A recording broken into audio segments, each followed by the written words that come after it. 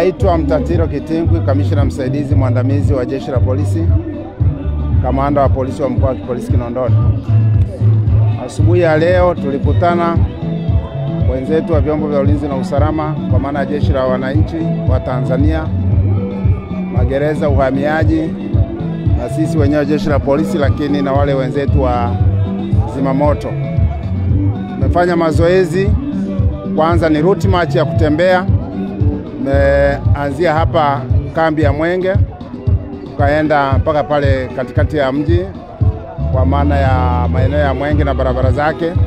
Baadaye tumerudi kwa ajili ya kutawanyika, lakini lengo ni kujiweka vizuri kwa ajili ya mazoezi kimwili, lakini ni kuleta hamasa ya ushirikiano wa pamoja wa vyombo hivi. Kwa kweli ni jambo zuri sana. Pongezi kwa viongozi wetu wa juu, kwa maana jinsi ambavyo walitukumbusha kupitia maelekezo kwamba tuwe na forum kama hii ya kukutana pamoja, kutembea na kufanya mazoezi ya viungo, lakini mwisho tunakaa pamoja, maafisa na askari wa vyombo mbalimbali. Jambo hili ni zuri na tumehamasishana tena Ijumaa itakayokuja hamasa iwe kubwa zaidi ya hivi ilivyokuwa leo.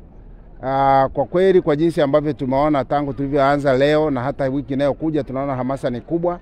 Askari morali iko juu, wamependa sana zoezi hili na kitendo hiki ambacho kimeelekezwa ama kimeanzishwa na viongozi wetu wa juu. Kongole kwake mkuu wa Jeshi la Polisi Afande General Camillus Mongoso Wambura, kanda maalum ya Dar es Salaam ZDPC, na maafisa wote wakaguzi na askari wa vyombo mbalimbali kwa jinsi ambavyo wameitikia kuhusiana na jambo hili. Nikiwa naamini kwamba wenzetu pia kule Ilala na Temeke nilikuwa nawasiliana nao, wanaendelea vizuri. Kwa hiyo Afande ZDPC amepongeza sana wakati nawasiliana naye asubuhi kuhusiana na alivyoniuliza kuhusu jinsi ambavyo tunaendelea na mazoezi haya. Nimemhakikishia kwamba tupo na hamasa iko vizuri. Tumetembea barabarani na wananchi wamesimama wanaangalia. Kwa kweli inapeleka message fulani. Hawaongei, lakini unaona kabisa kwamba kuna message wanaipata, yani wanaona kama Jeshi la Polisi na vyombo vyake kwa ujumla, mkoa wa Polisi Kinondoni, kwa kweli tupo kwa ajili ya kuhakikisha kwamba wananchi wako salama. Asanteni sana kwa kunisikiliza.